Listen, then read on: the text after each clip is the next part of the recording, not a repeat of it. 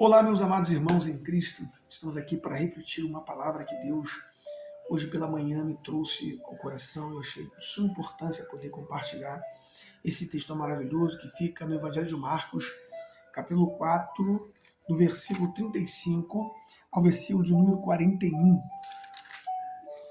A Bíblia diz que Jesus Cristo, ele entra no barco com os apóstolos e pedem para eles atravessarem a margem. Jesus mostrando aos discípulos que Jesus tinha um veículo e Jesus ele tinha uma direção. Então Jesus ele não era uma pessoa desprovida de veículo e de direção. Jesus tinha um foco.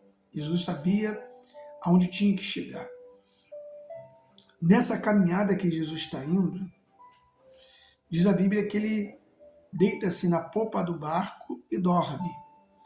O que eu entendo com isso é que pessoas que têm veículo e direção são pessoas que descansam, são pessoas que não estão apavoradas, são pessoas que estão tranquilas. Elas sabem que o seu momento vai chegar. Os discípulos estavam preocupados, mas Jesus estava dormindo. Uma outra coisa que eu entendo dentro desse texto é que diz a Bíblia que havia outros barquinhos em volta do barco de Jesus. Só que, no momento da tempestade, no momento em que as ondas do mar começam a subir o barco e a encher aquele barco que estava Jesus, os barquinhos não aparecem mais na história. O que eu entendo com isso? É que existirão barquinhos que servirão apenas para o cenário. Mas o foco não é os barquinhos, o foco é o seu barco. Grava bem o que eu vou dizer para você. Existem barquinhos que serão apenas cenários na sua vida, mas o seu barco é que é o principal. O seu barco é o ator principal da história. Então o barco de Jesus não era cenário. O barco de Jesus não era aparência. O barco de Jesus não era imagens. Mas o barco de Jesus era o barco. Tanto que o artigo definido diz o barco. Então o que eu entendo com isso? Que existirão pessoas na sua vida que serão apenas cenários, serão apenas para ilustrar a história da tua vida. Existirão pessoas que servirão só apenas como ilustração, mas não serão o objeto principal da tua vida. Existem amigos, existem ministérios, existem até famílias que serão apenas parte de uma ilustração, mas não a tua história. Serão apenas barquinhos, mas não a sua história. Então Jesus, ele tinha barquinhos em volta apenas para ilustrar a história do grande livramento. Grava bem o que eu vou dizer para ti. Não se preocupe com o cenário, porque cenário é apenas para ilustrar a grande história que Deus tem na sua vida. Mas o cenário é muito ruim, porque tem vento, tem onda, e os barquinhos sumiram, porque era só você que era para estar nessa história. Uma outra coisa que diz a Bíblia é que durante a tempestade Jesus dormia, enquanto os apóstolos estavam preocupados. Por quê? Porque a ventania para Jesus, a tempestade para Jesus, era como se fosse vento de ventilador.